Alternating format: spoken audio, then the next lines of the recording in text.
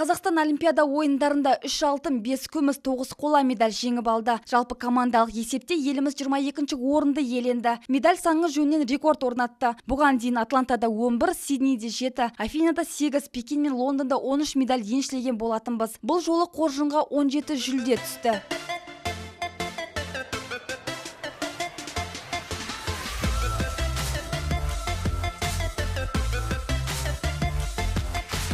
Енді Қазақстан заңына сәйкес спортшыларға мемлекет тарапынан сыйақы тағайындалады. Олимпиада жүлдегерлері 2 миллион доллардан астам қаражат алады. Еліміз жеңімпаздарға сыйақы беру мөлшерінің көлемі жағынан әлемде 3-ші орында тұр. Біздің елдің алдында тек Әзербайжан. Оларда сыйақы мөлшері 510 мың доллар және Таиланд 314 мың доллар береді. Ал елімізде Олимпиада ойындарында алтын алғандарға 250 мың доллар, күміске 150, қола медальға 75 мың доллар сыйақы тағайындалды.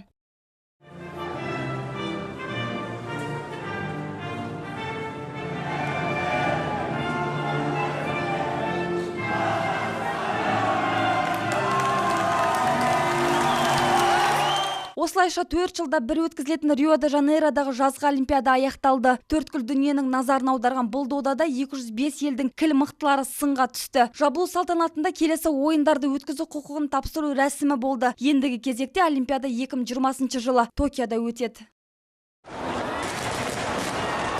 Сондай-ақ Рио Олимпиадасымен қатар Үндістан елінде жастар арасында шахматтан өткен әлем чемпионатында елордалық Динара Садуақасова жеңіске жетті. 20 жасқа дейінгі қыздар арасындағы әлем біріншілігінде 57 спортшы бас жүлдені сарапқа салды. Жарыс швейцариялық жүйе бойынша 13 турмен өткізілді. Чемпионат барысында Динара Садуақасова көш бастап, ең жоғары 13 балдан 9,5 балл жинады. Екінші орынға ресейлік, үшінші орынға үндістандық шахматшы ие болды. Ақбота Қайнар, 7/7 News.